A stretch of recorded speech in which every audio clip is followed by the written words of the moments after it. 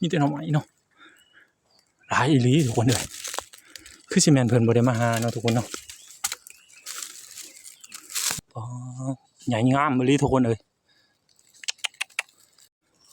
ว้าทุกคนนี่มีแต่นอขึ้นเหี่ยวเนาะทุกคนเนาะนอตั้งอยู่ก็มีอันป๋อทุกคนมีแต่ยอดบักใหญ่ทุกคนเลยไปว่าสำรองสิซับก่อนเนาะ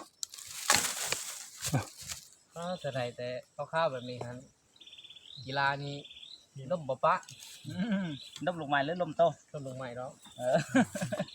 ดีใจนะขอบคุณทุกคนเลยป๋อทุกคนนี่หน่อไม้ที่เรียกว่าหน่อไม้นี่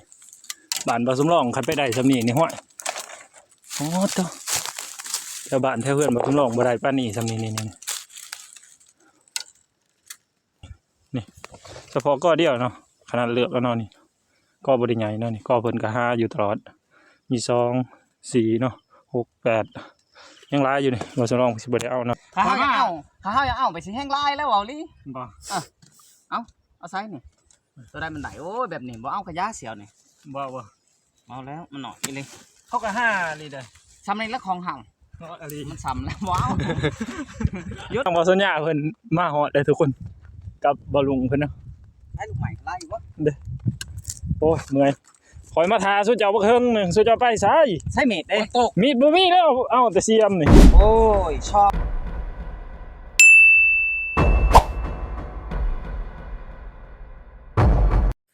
กราบทักทายสบายดียินดีต้อนรับเข้าสู่ช่องบ่าวสำรองบ้านป่าเนาะทุกคนเนาะมื้อนี้คือทางบ่าวสัญญาเพิ่นได้โทรมาเนาะโทรมาหาบ่าวสำรองว่าให้บ่าวสำรองนี่พาไปหาหน่อไม้บ่าวสัญญาคนเดินป่าเนาะเพิ่นได้โทรหาบ่าวสำรองว่าบ่าวสำรองเอ้ยว่าพาอันขอยไปหาหน่อไม้เด้อทางบ่าวลุงเพิ่นได้เนาะเพราะว่าบ่าวสัญญาเพิ่นอยากหาหน่อไม้หั่นอยากเอาเมื่อพักพ่อเฒ่าแม่เฒ่าเพิ่นเนาะเพิ่นสิกลับไทยแหละพ่อเฒ่าแม่เฒ่าเพิ่นมาเฮ็ดบุญนำแม่นำพ่อเพิ่นเนาะไปรอลุ้นรอส้มแล้วกันทุกคนเอ้ยว่าบ่าวสำรองสิได้หรือบ่ได้ให้บ่าวสัญญาเนาะนี่ก็ถือว่าบ่าวสำรองมาฮอดแล้วเนาะทุกคนเนาะกว่าสิมาฮอดนี่ก็ถือว่าทุลักทุเลพอสมควรเนาะทุกคนเนาะเพราะว่าเส้นทางมันเปื้อนเนาะเพราะมันเป็นยามฟ้ายามฝนแหละเนาะเพราะว่าเฮาสิมาตามทางที่เคยมามันก็มาบ่ได้เนาะเพราะว่าทางพ่อแม่ประชาชนพี่น้องพวกเฮานี่เพิ่นได้หว่านข้าวหว่านน้ำหมดแล้วเนาะมันตันเส้นทางที่เคยลัดลงมาตามทุ่งนาเพิ่นเนาะก็เลยได้เลาะตามป่าไปหานั่นก็เลยพ้นก็ใกล้สิตกแล้วพุ่นมืดพ้นเนาะโอ้โหทุกคนเห็นอยู่บ่มันเลือดเนาะเห็นบ่ฝนก็ใกล้สิตกแล้วไปลุ้นไปหานั่นกันทุกคน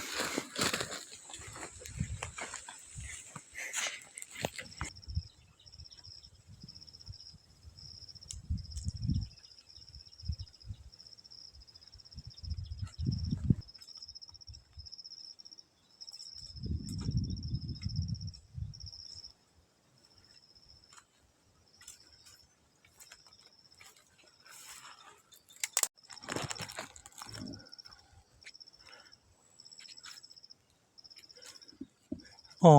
เห็นแต่หอยเขาซับเอาทุกคนเลยเฮ้ยหอยคนซับเอาเนาะหย่อนพวกใหญ่นี่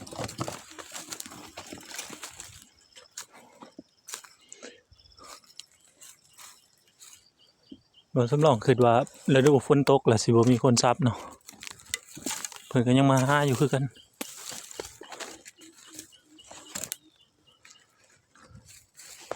บ่มีเนาะตอนนี้เพิ่นเอาเบิดเรามาโดนเติมเนาะทุกคนเนาะเพราะว่าเพิ่นก็หาลีได้ทุกคนเลยเราสำรองได้มาเห็นแล้วเนาะนี่เดี๋ยวทุกคนเห็นอยู่บ่เห็นบ่นั่นเนาะสำรองสีสูงก็มา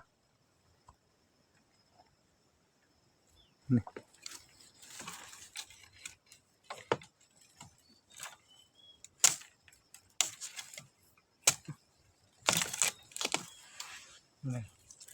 แล้วทุกคนนี่คือว่างามอยู่เนาะ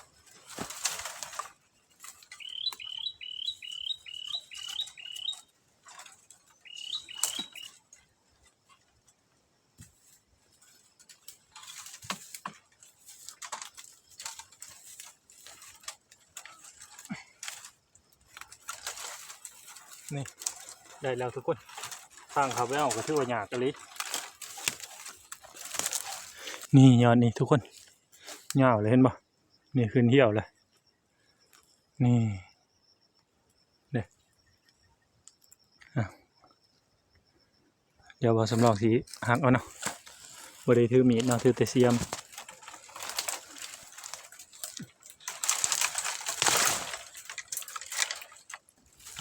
นี่ทุกคนได้ละ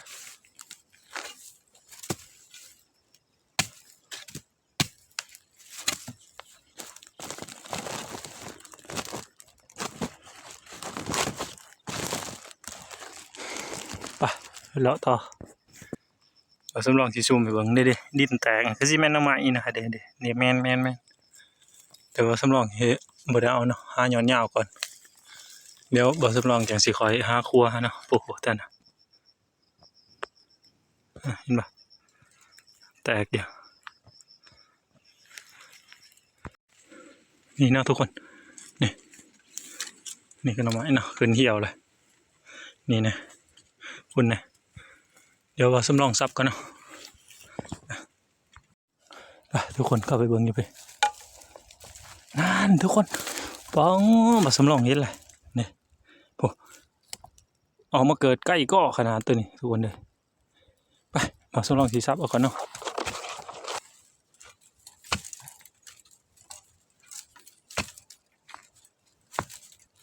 พวกเราเดี๋ยวดินนุ่นๆแตกๆกันแม่นมาได้ทุกคนเลยมีแต่หน่อไม้เนี่ยพวกนี่เนาะนี่โอ้นาฮันกระแมนนุ่นๆอยู่นี่ติดกาบหอยเนาะโอ้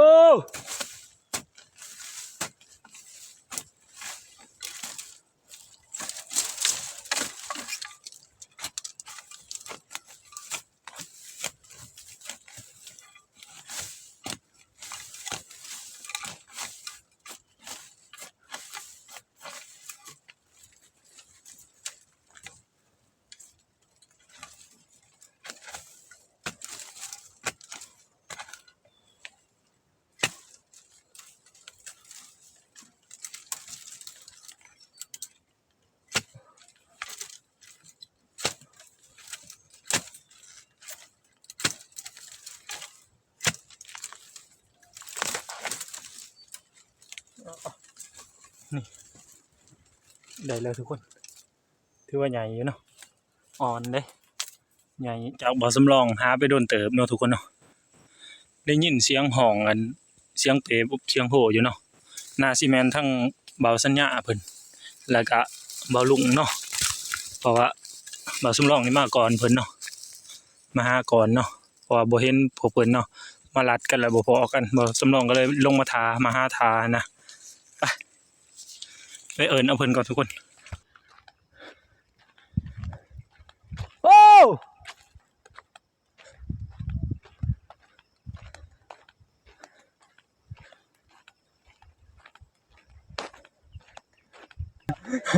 ทางบ่สัญญาเพิ่นมาฮอดได้ทุกคนกับบ่ลุงเพิ่นเนาะ ให้ลูกใหม่ไล่วะ โอ้ยเมื่อย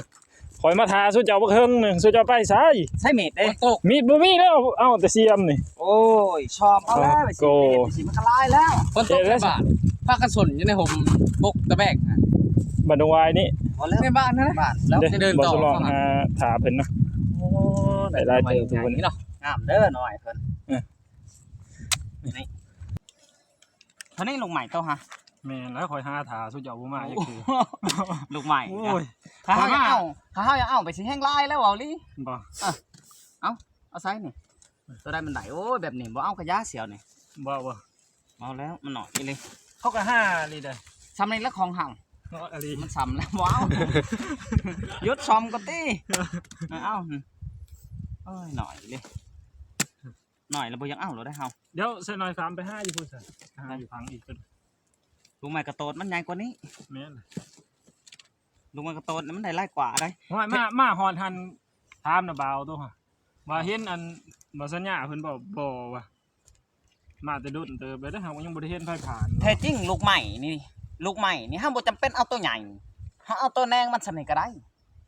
พอลูกใหม่ใหญ่นี่ไปหอดเขายังสิจักคือเก่าแม่นบ่แหละ เฮ็ดจะได้กับสิน้อยลงเนาะ เอาไปเอาอีกบ่ไล่เขาก็ยาได้ไล่ผู้ นี่แต่ยอดใหญ่ๆอยู่เนาะนี่โอ้นี่บ่สำรองสิหาเอาแต่สแบบนี้เนาะเมื่อให้เจ้าตูนเพิ่นเผาเนาะเพิ่นอยากจำเอาไม้เพิ่นบอกว่าอยากจำเอาไม้บ่สำรองหาไม้ได้หลายเด้อเพิ่นว่า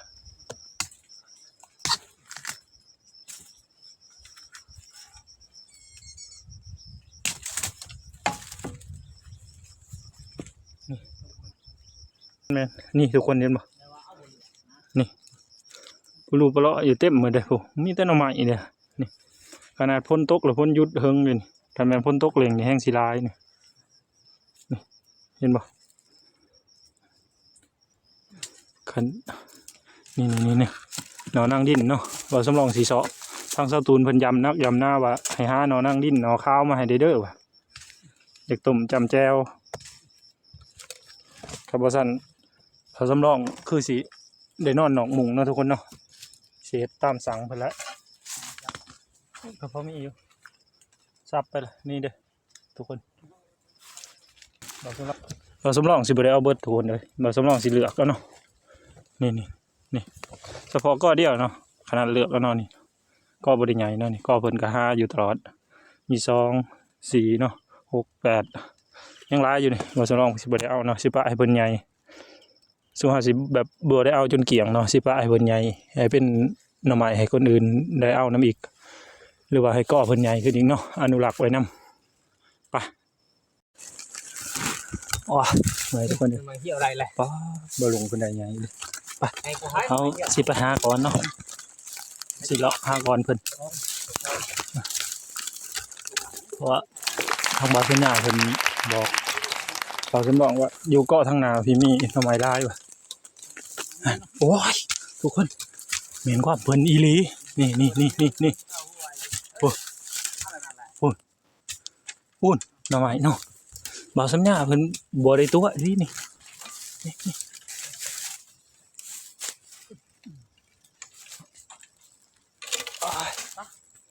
อะไรสวะทุกคนเลยนี่ทำไมที่ว่าสัญญาเพิ่นบอกเราสำรองเนาะ ตัวหนังเอ้ยปิวให้ไปได้บ่วะเลยเนาะ ก่อนเนาะป้าทุกคนนี่ตั้งเจอด้วยเดี๋ยวนี่ฝุ่นแน่เนาะนั่นนี่เอาเราสำรองสีซับออกก่อน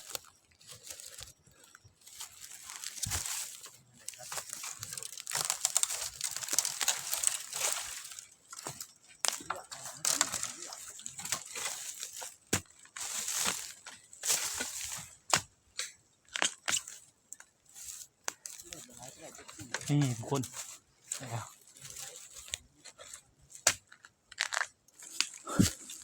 ป้าทุกคนนี่หน่อไม้ที่เรียกว่าหน่อไม้นี่บ้านบ่าวสำรองคันไปได้สำนีนี่ห้อยอ๋อตัวแถวบ้านแถวเพื่อนบ่าวสำรองบ่ได้ป้านนี่สำนีนี่อ๋อตัวที่เรียกว่าหน่อไม้เนาะใหญ่คักลิได้นอนี่นี่ปึ๊ดเด้อการ์ตูนเพิ่นยิ้มเป้ออีกแล้วนี่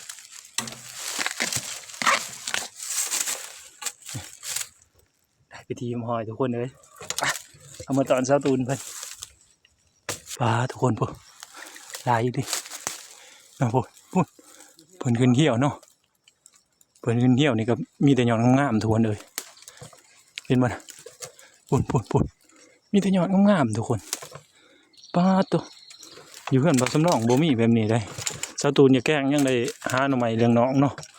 หาหน่อไม้กระสะแหนงมันเนาะแต่มาพี่นี่โอ้ทุกคนเลยโอ้เห็นบ่โอ้มือบ่สำรองไปบังเนาะเด้ๆฮะ เอาซับมา ซับป้ายมันไหนดิ บ่ป้ายบ่ซับ บ่ซับบ่ เดียว ไปซับได้เขาสิเอิ้นว่านอเนาะ แน่เลย นอใหม่เด้ มันต้องมีป้าย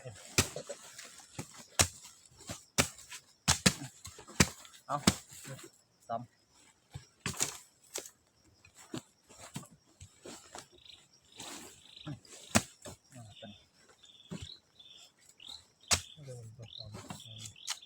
เมื่อไหร่ก็ยังสิสมไหมอีก สอง ทำแบบงามๆได้เนาะ อยู่กินแต่ปลาอย่างเดียว ให้หลายต้นเนี่ยเฮ้ยให้หลายต้น ปล่อยเลย ทำไมมันบ่ค่อยกันของเจ้าเท่ากันเนาะ ไปเสียใจนะครับว่าบ่ปล่อย อันนี้ได้สังไฟใดยังยังเงา บอกกันเนี่ยเป็น ๆบางอย่างเป็นมักยังยังเงาๆเนาะ ใหญ่เนาะหน่อไม้อันนี้มันจากเมินเนาะเสียวเนาะ แม่บ่มีคนกินง่ายอยู่ได้หน่อยบ่มีคน เอาทำเลยอันนี้กิน เอาไว้ในเกาะนี่สิมีน้ำเนาะเวลาเขาห้านี่สิห้าหยาบหรือจังหวะคือขีดควนเลยดู อันนี้ก็เห็นลายได้หักบ่ได้เอาจู่เจ้าว่าบ่เอาไผฉันเอาอันบ่ คอย มาลองเอาเห็ดช่างนี่ฮะ โอ้ยเห็นแล้วดิ เอาสิชับเอาแต่เพียงป้ายมันแล้ว แม่นน่ะปองมันดิ บอกเอา เอาใส่เยอะหมดตัว เอาเจ้าทับเอาบ่บ่ได้คือให้ได้ เอาไว้ต้มจำแจว ทับเขาอีกบ่ได้บ่ดีมันยาวบ่ เนาะขอตัวนี้ถ้าชอบได้มันก็เลือดเป็นเหนียวจะปะเลย ก็แต่ใดแต่ข้าวๆแบบนี้ฮันกีฬานี้ล่มบ่ปะ ลมลงไม้หรือลมโต ล่มลงใหม่แล้ว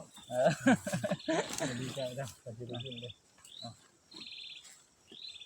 โอ้ยห้าบ่โตห้าเอายับขึ้นไปหน่อยหนึ่งก็เลิกกินแล้วหรือว่าสิเอาลายบ่เสียว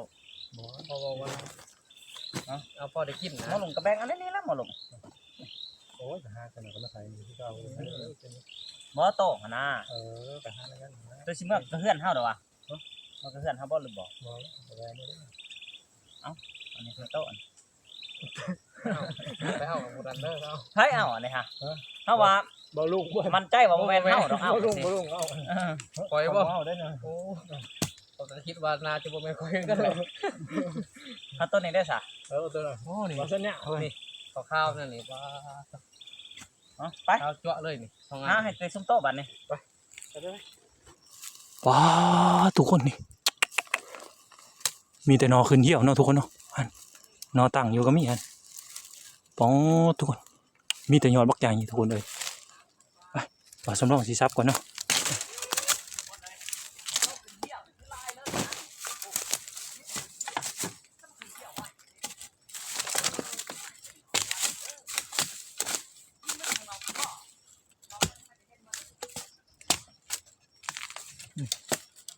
ทุกคน